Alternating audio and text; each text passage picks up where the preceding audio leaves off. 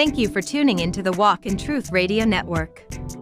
Stay tuned for an encouraging word from Pastor, Teacher Dr. James Sutton. Let's see what Pastor Sutton has to say to us today. Hello, this is Pastor Jay of Walk in Truth Radio Network with your encouraging word for today. Hey, I haven't been with you guys in a while because I've been vlogging, but I am back and I promise that I will never leave or forsake you again. But you know, this is my first love, podcasting. And as we meld the two together, our podcast and our video cast, it's a new project, so please, for those of you who listen to me here and happen to have YouTube, please go over to YouTube and subscribe to the Walk in Truth Radio Network YouTube page. I've also changed my Facebook page. So I have the Walk in Truth Radio Network Facebook, Walk in Truth Radio Network YouTube, and of course, Walk in Truth Radio Network podcast. So please go over there and check us out. Subscribe, like, and share. This month we're doing witchcraft in the church. It's an overall view of witchcraft, and then we'll get down to the nitty-gritty of witchcraft in the church. Don't be afraid. Don't be scared. The Bible tells us not to worry about those who practice such things, but you must know that you may be subjected to it every day. Believe it or not, 123 shows on the Travel Channel have to do with the paranormal, witchcraft, or UFOs. This is a trend that's going on in America, and it seems as if the God of the Bible is not good enough. He said in the latter times that people would not adhere to sound doctrines. They would chase after fables, and part of the fables are the witchcraft and the sorcery that's done on a day-to-day basis in America that has become the norm. So please check us out. We are broadcasting that show every Friday, all of October at midnight on Walk in Truth Radio Network YouTube and Facebook, and my own personal Facebook page. And I have my host, Tanika Drake of God's Gift Through His Word. She will be with me also. And then every Monday for my Monday morning conversations, that's another live blog on the same stations. Please go out and check out my friend, Tanika Drake of God's Gift Through His Word, podcast and blogger, and look at her content. Also check out Red Sable. She's awesome. Check out Gloria TP5. Growing Up, I think it's Midnight Grown Up Eruptions. But check her out also. And continue to like, listen, and share. So let's get on with this. Sometimes we must lose to gain. And that doesn't make sense. Sometimes we must lose to gain. I think about it. It's not all about gaining. More. It's about sometimes shedding off to gain. You think about this. When you're overweight, you need to shed the pounds so you can have better health. So the better health is is actually intrinsically, physically, emotionally, and spiritually better to lose that weight that you enjoyed putting on so you can have better health. And you don't realize that until such time that that health that is cherished and most precious is hampered, hindered, or possibly destroyed by that extra weight, that extra fat around your belly. I had to go through that, and I had to make a choice and a change. And I had to lose my desire as food being somewhat of a spiritual comforter and just a way to solve and make me feel good. Yes, I love food of all kinds, but it became ridiculous in the sense that I found myself, when I really tracked it, I was just grazing all day. There was never a time where my stomach was not digesting food. And then through the research, I found out that's not good.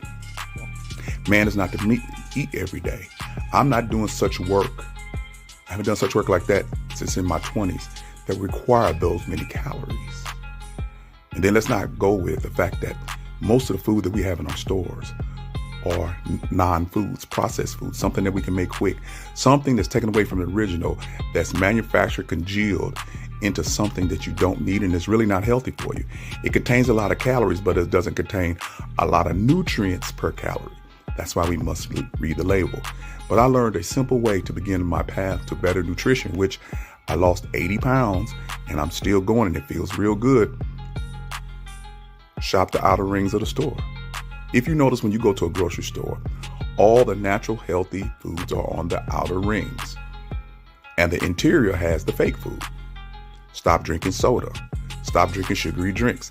Stop drinking manufactured juice. All these things taste real good because they found out that there's a gene in you or a hormone in you or something in you that loves sugar. It's just as addictive as crack cocaine, and you love it. And it comes in many different forms. And they found out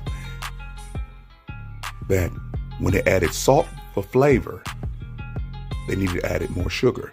So they added more salt, they add more sugar. So there's sugar and salt in hidden places. And when you read about how many grams of sugar in a serving of certain foods, could you imagine taking 8 to 10 to sometimes 20 packs of sugar and pouring it down your throat? You wouldn't do that because you know that would be unhealthy. But you're doing it anyway because they hide the sugar in the salt and the salt in the sugar. The fat is not the problem right away, but you need to cut back. You need to lose. Sometimes you also need to lose people. Some people in your life for a season. I know you hear that all the time, but that's true. You can't hang around everybody when you're moving in a totally different direction. When they are standing still and you are moving, if you stop, you're standing still and you're not moving forward anymore. So you need to lose people who are anchors and albatrosses around your neck. They're not negative people. They could be your friends. They could be your family members. But there's a space in your life that you have to keep moving. And the further you move away from them, they may feel resentment. They may feel jealousy. They may be envious.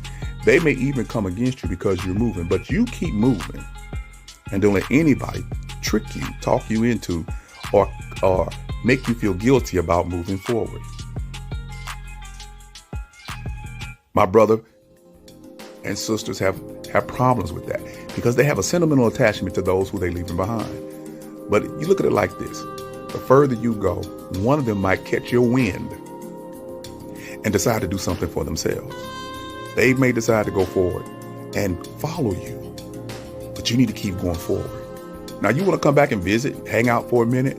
Yes, but you never jeopardize the wind under your sails that keeps you forward. You don't go back to stand still long enough that you begin to stand still and wreck what God has done for you as far as moving forward. So you need to lose people.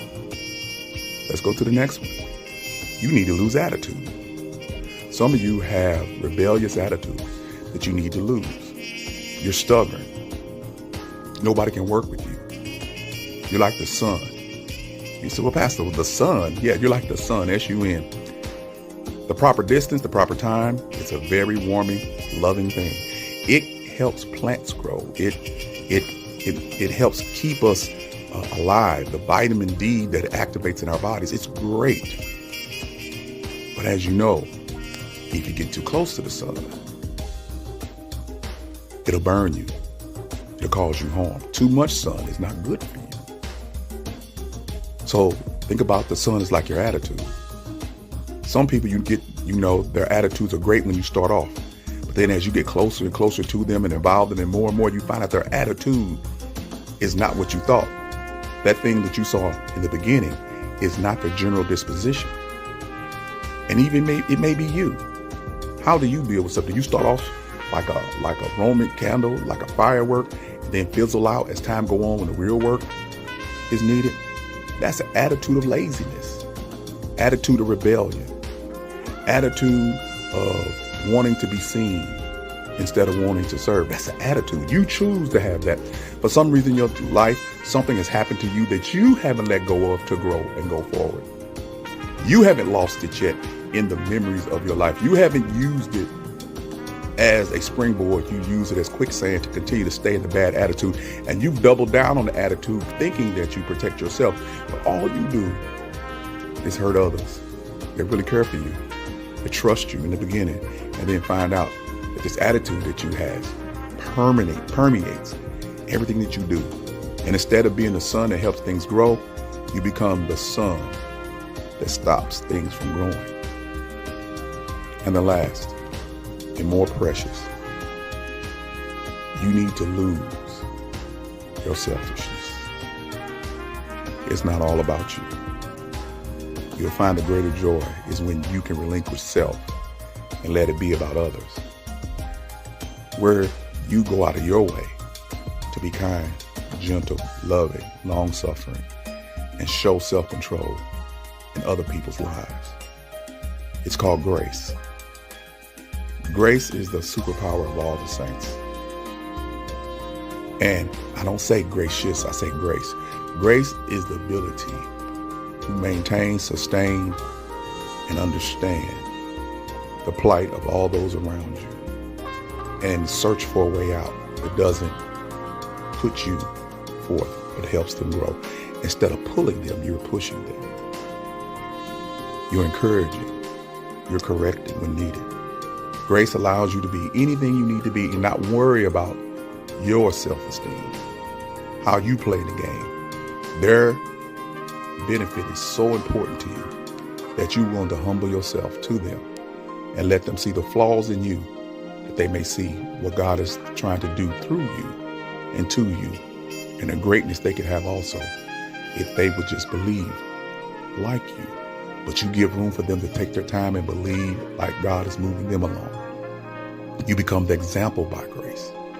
You become the encourager by grace. You rely on the Holy Spirit that's in you to help them do what God has called them to do. You've been, as we say, assigned to be the ambassador of grace to everyone that you meet. When everything is going wrong, you are rock steady. When everybody wants to quit, you're the one who wants to stand up. That superpower of grace that you can exercise every day.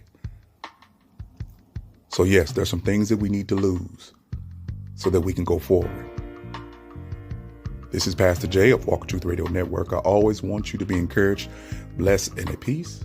Always remember, walk in the truth of the Lord. And grace is your superpower. Losing some things to gain others. Peace.